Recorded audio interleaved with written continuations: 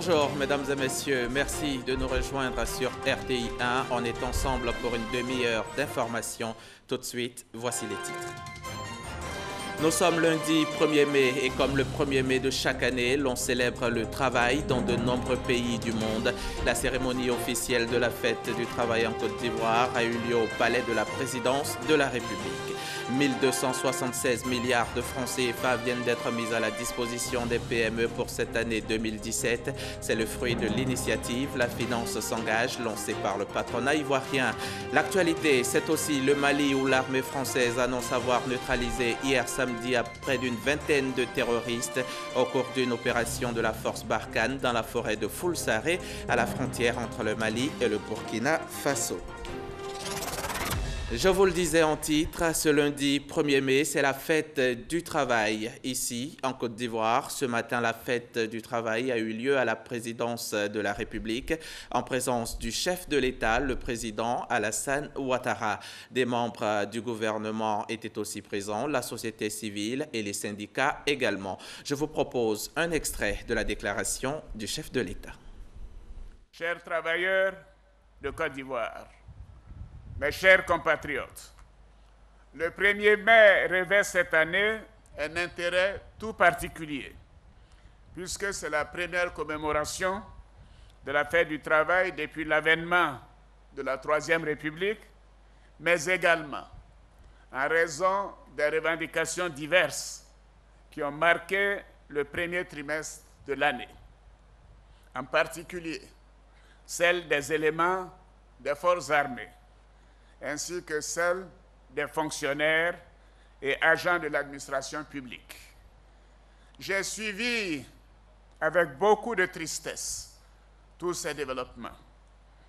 Voyez-vous, je n'ai pas pris la parole depuis ces événements, malgré tout ce qui m'a été conseillé à cet égard. Dans ces circonstances particulières, je me dois aujourd'hui de m'adresser à chacune et chacun d'entre vous avec la plus grande franchise, mais également, bien sûr, avec toute la responsabilité que ma fonction me confère et que ma personnalité m'autorise.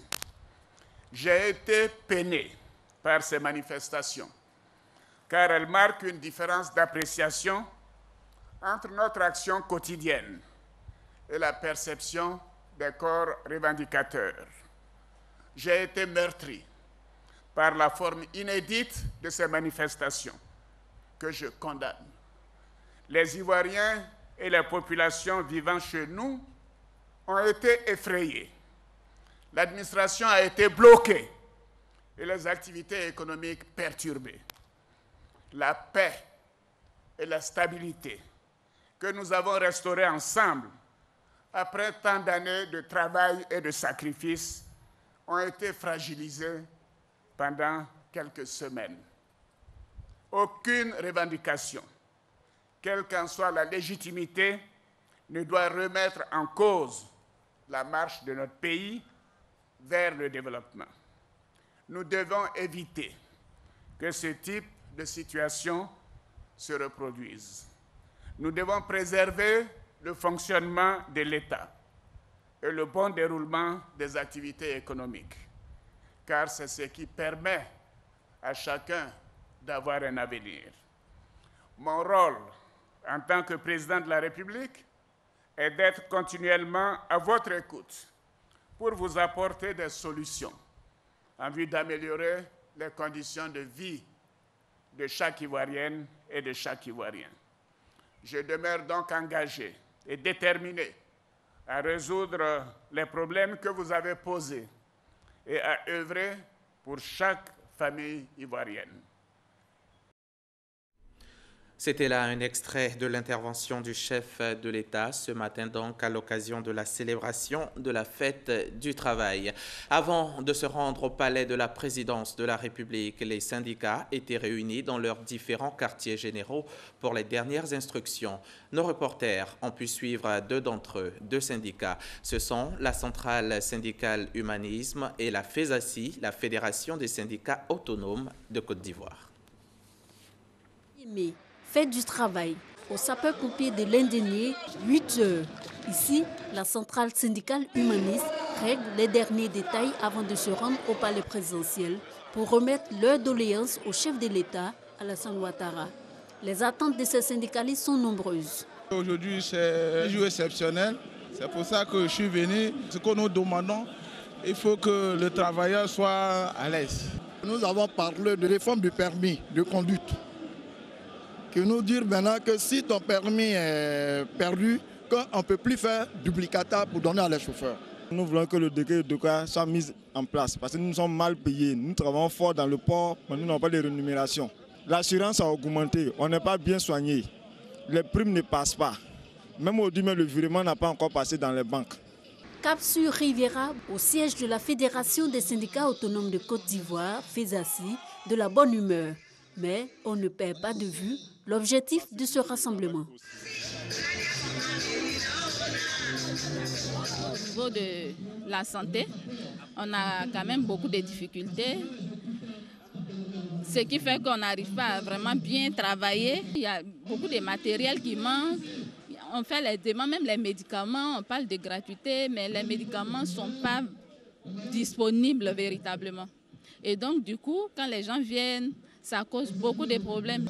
Les revendications sont, entre autres, le paiement des arriérés de salaire, l'amélioration des salaires, l'application du barème du SMIC et l'amélioration des conditions de vie des travailleurs. C'était un reportage d'Ami Sissoko.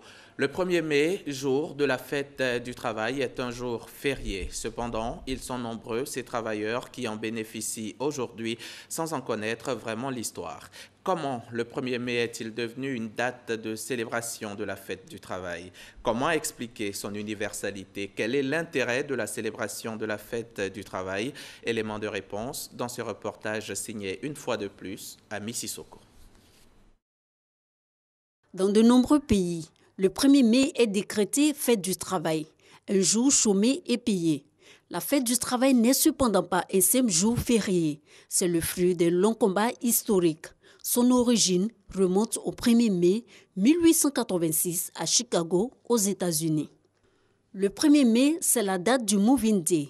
À cette date, de nombreuses entreprises entament leur année comptable et le contrat s'achève ce jour-là.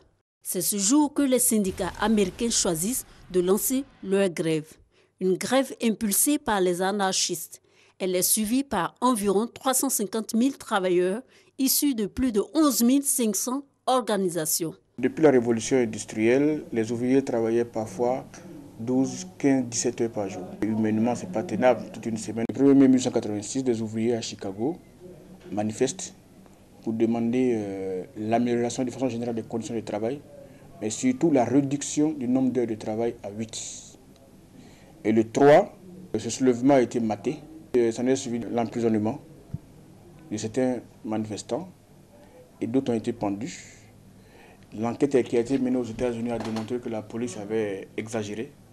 Et depuis lors, elle a été retenue comme la fête des travailleurs. Et à partir de 1948, on ne disait plus fête des travailleurs, mais on dit fête du travail. Toutefois, plus de 200 000 travailleurs américains obtiennent de travailler 8 heures par jour. Le succès de ce mouvement inspire, quelques années plus tard, les Européens.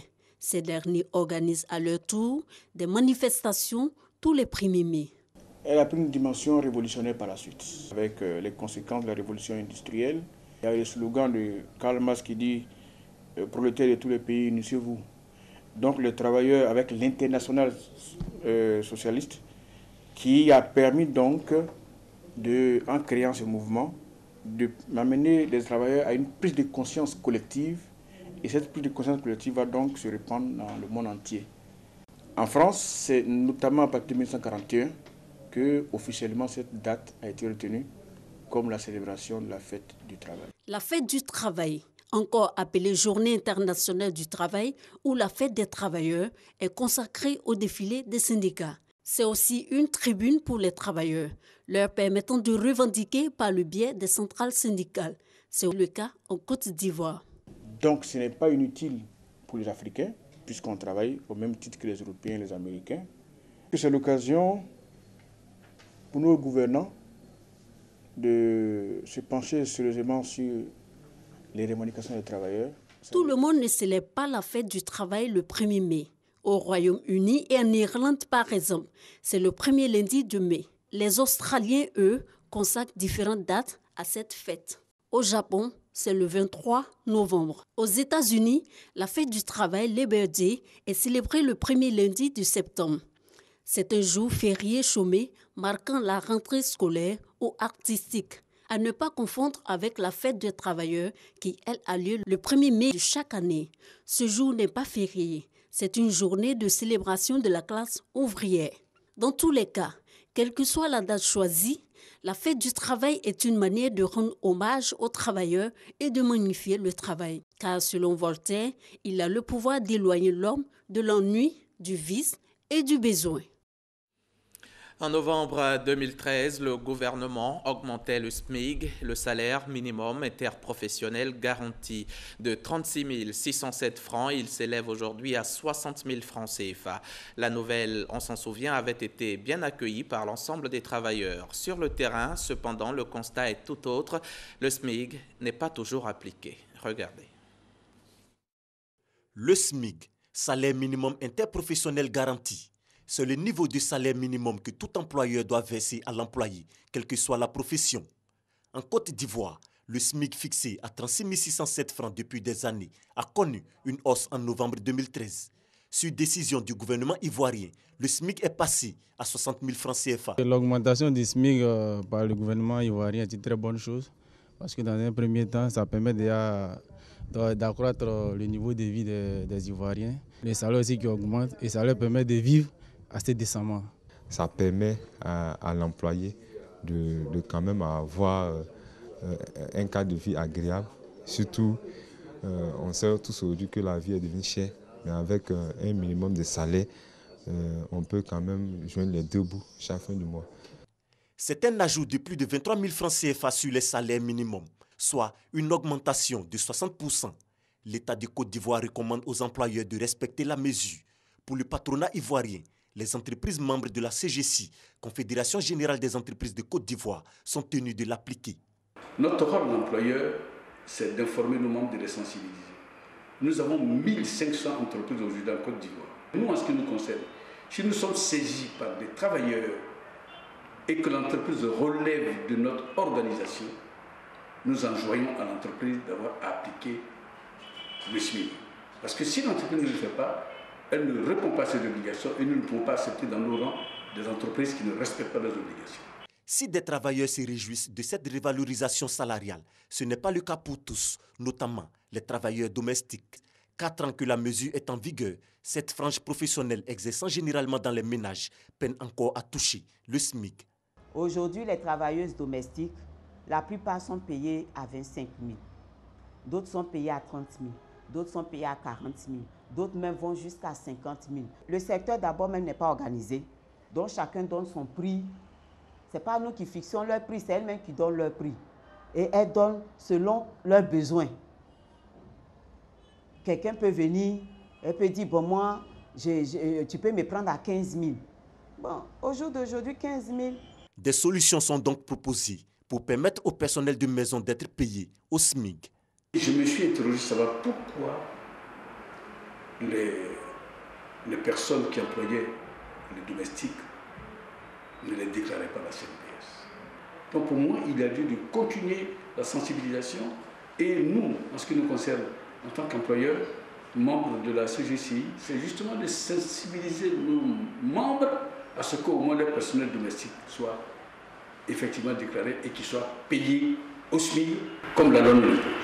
Le passage du SMIC de 36 607 francs à 60 000 francs CFA a permis à des milliers de travailleurs de voir leur pouvoir d'achat augmenter. Avec cette initiative, la Côte d'Ivoire fait désormais partie du top 10 des pays d'Afrique francophone ayant un SMIC élevé. Reportage signé Moussa Konaté. Voilà pour le chapitre Fête du travail. 1276 milliards de francs CFA, c'est le montant que les banques ivoiriennes comptent mettre à la disposition des PME pour cette année 2017. Cet engagement est le fruit de l'initiative La Finance s'engage, lancée par le patronat ivoirien. Une initiative qui vise à résorber le déficit de financement auquel sont confrontées les PME ivoiriennes. On en sait plus avec Mahama Traoré. C'est un engagement sans précédent dans l'histoire de l'économie ivoirienne. Fin novembre 2016, 19 établissements financiers décidaient de dégager une ligne de crédit de 1276 milliards de francs CFA en faveur des PME, petites et moyennes entreprises, pour l'année 2017. J'aimerais vraiment encourager les entreprises en leur disant qu'aujourd'hui, avec des acteurs qui s'engagent, c'est le moment ou jamais d'aller vers elles. Et c'est vrai que ce n'est pas un processus, donc les banques ne sont pas engagées en fait à faire des dons. Donc ça va demander que les PME fassent des efforts, mais au moins la volonté mesurée et affichée des établissements de crédit, c'est réellement de débourser des ressources. Baptisée La Finance s'engage, cette initiative du patronat ivoirien sera rééditée en 2018. Des innovations accompagnent cette deuxième édition. La première, donc, c'est l'engagement qu'on attend des PME pour qu'elles aussi puissent s'engager, qu'elles s'engagent effectivement dans cette initiative et à utiliser donc les fonds qui seront mis à leur disposition par les partenaires financiers. Et la deuxième innovation par rapport donc, à l'année dernière, c'est qu'après une année, donc, nous allons mesurer effectivement les engagements qui ont été pris en 2016 et nous allons donc récompenser ceux qui ont respecté leur engagement. Le niveau des engagements financiers pour l'exercice 2018 sera connu le 26 octobre prochain. D'ici là, le patronat ivoirien promet faire un bilan d'étape de la première édition au mois de juin prochain. Et selon une étude réalisée par le CGCI, ces 1276 milliards de francs CFA ne représentent qu'un tiers des besoins de financement des PME qui s'élèvent à environ 3600 milliards de francs CFA. L'étude démontre également que 33% des entreprises qui ont besoin de financement font la démarche et 50% de celles qui font cette démarche obtiennent un financement. Malgré l'amélioration du climat des affaires pour l'attraction des investissements directs étrangers, le flux d'investissements étrangers en Côte d'Ivoire reste faible. Seulement 0,77% des flux globaux des capitaux en destination du continent africain. Le CPCI veut changer la donne. Le Centre de promotion des investissements en Côte d'Ivoire a décidé d'améliorer ses acquis en la matière. Il vient d'organiser une conférence internationale sur le thème « L'information stratégique et la sécurité économique, facteurs d'attraction des investissements directs étrangers. Les détails avec Justine Seydjike. La Côte d'Ivoire se présente aujourd'hui comme l'un des pays les plus attractifs au monde en matière d'investissement, en témoignent ses performances macroéconomiques. Sur la période 2012-2015, le pays a connu une stabilité macroéconomique avec un taux de croissance moyen de 9%. Le taux d'inflation a été contenu au-dessous de la norme communautaire de 3%. L'endettement a été maîtrisé. La masse monétaire s'est accrue. Plus de 860 millions de dollars de capitaux privés étrangers ont été mobilisés entre 2014 et 2015. Malgré ces bons qualitatifs, le flux d'investissement direct étranger IDE en Côte d'Ivoire ne représente que 0,77% des flux du continent africain, selon le récent rapport de la Conférence des Nations Unies sur le commerce et le développement CNUCED. Le CPCI, Centre de promotion des investissements en Côte d'Ivoire, a donc décidé de s'approprier la méthodologie de l'information stratégique et la sécurité économique pour attirer le maximum d'investissements étrangers. Aujourd'hui, nous avons donc fait cette conférence pour que les experts nationaux et internationaux puissent échanger, qu'on puisse nous sortir de cette conférence vraiment les stratégies, mais surtout les actions opérationnelles. Parce qu'aujourd'hui, on est dans l'opérationnel. Comment lier la stratégie à l'opérationnel pour que sur le terrain, sur les 5 prochaines années, nous puissions justement attirer 102% de capitaux dont a besoin la Côte d'Ivoire pour assurer ces 30 000 milliards d'investissements prévus dans le PND.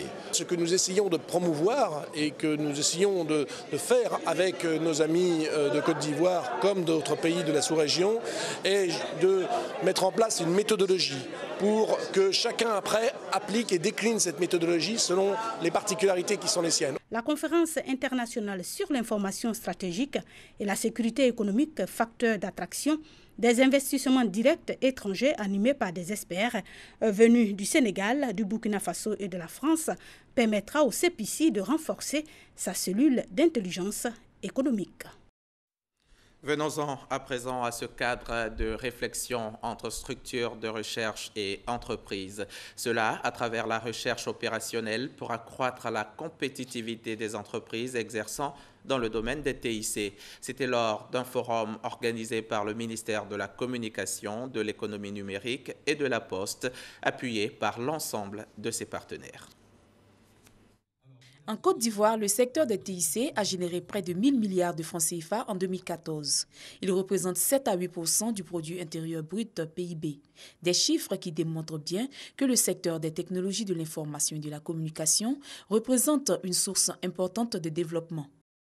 La recherche opérationnelle et l'aide à la décision, RODE, se présentent comme la clé de la performance des entreprises pour produire efficacement et continuer à être rentables. Cette démarche pédagogique et méthodologique nous permettra de mesurer à quel point le rapprochement des universités et des entreprises peut être générateur de solutions adaptées au contexte des entreprises africaines, comme c'est le cas en Occident.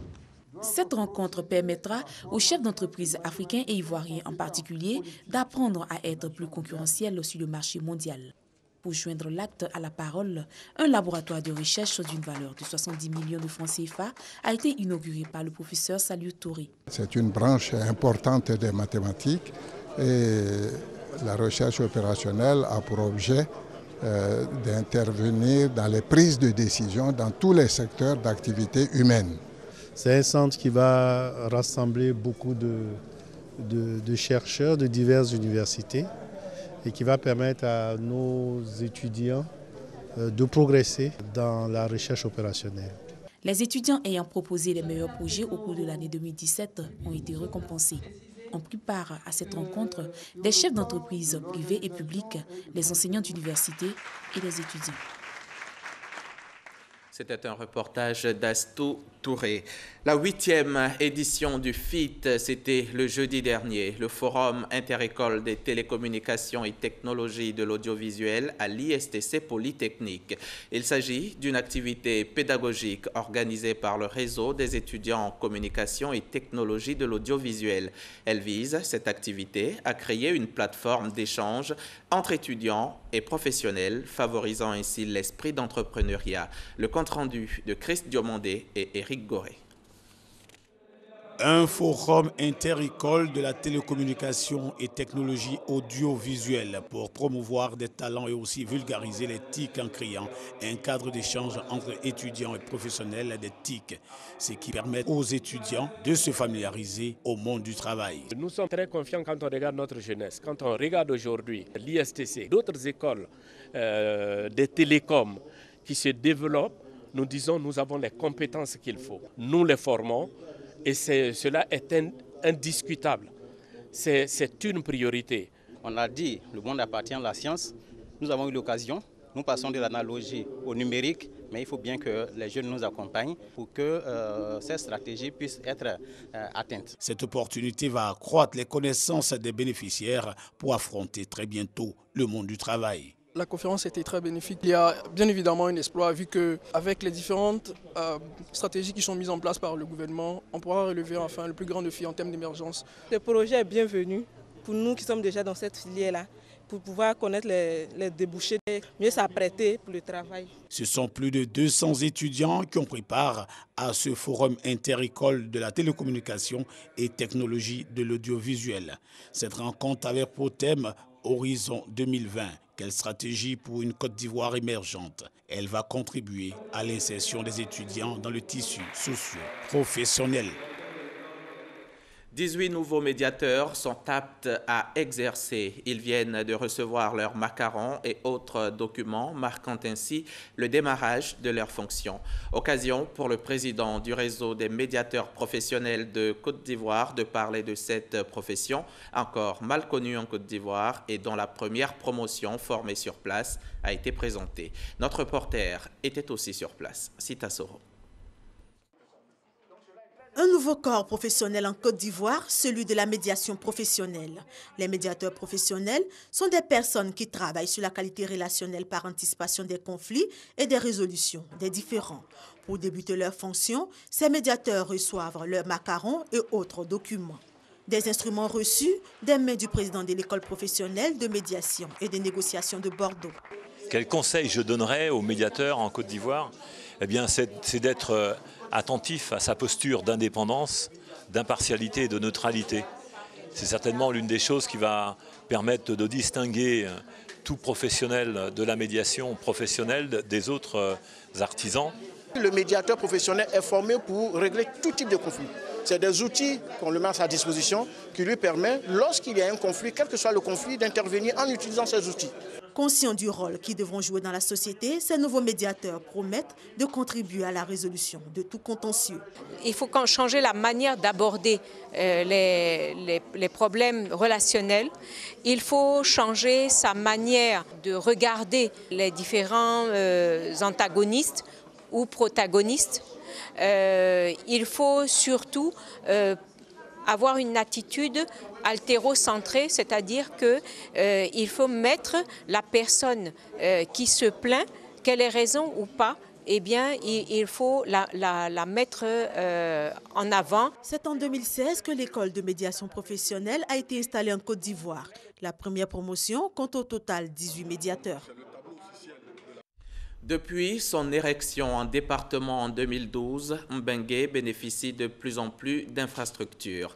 Après la construction du bâtiment de la préfecture et du commissariat en 2015, cette localité, qui est à 75 km au nord de Korogo, vient d'inaugurer sa représentation du trésor public et son inspection de l'enseignement primaire. Léon Brou, RTI Boaké. Voici la dernière agence du trésor ivoirien, la trésorerie principale de Mbengue dans la région du Poro. En son sein, la Banque du Trésor pour permettre sur place dès le 15 mai 2017 des opérations bancaires. S'installe aussi à Mbengue le ministère de l'Éducation nationale à travers une inspection de l'enseignement primaire et préscolaire, des infrastructures pour rapprocher l'administration des administrés et pour les populations, c'est une réponse à leur aspiration au développement. Les populations de Mbengue me chargent, Monsieur le ministre, de vous prier d'accepter d'être leur interprète auprès de son Excellence le docteur Alassane Ouattara pour lui traduire leurs remerciements et leur gratitude pour tout ce qu'il a fait pour notre département. Représentait ses collègues de l'Intérieur, de l'Économie et de l'Éducation nationale, le ministre des Sports, qui a aussi remis les locaux de la sous-préfecture de Mbengue entièrement réhabilités et équipés. Pour François Améchia, avec ses investissements, le président Alassane Ouattara tient sa promesse d'améliorer le mode et le cadre de vie des populations. L'amélioration du mode et du cadre de vie du monde rural passe par une politique d'infrastructure de base traduisant un esprit de solidarité nationale, à la fois planifié et en permanence sur le qui-vive, pour faire face aux cruels caprices des conjonctures de tous ordres.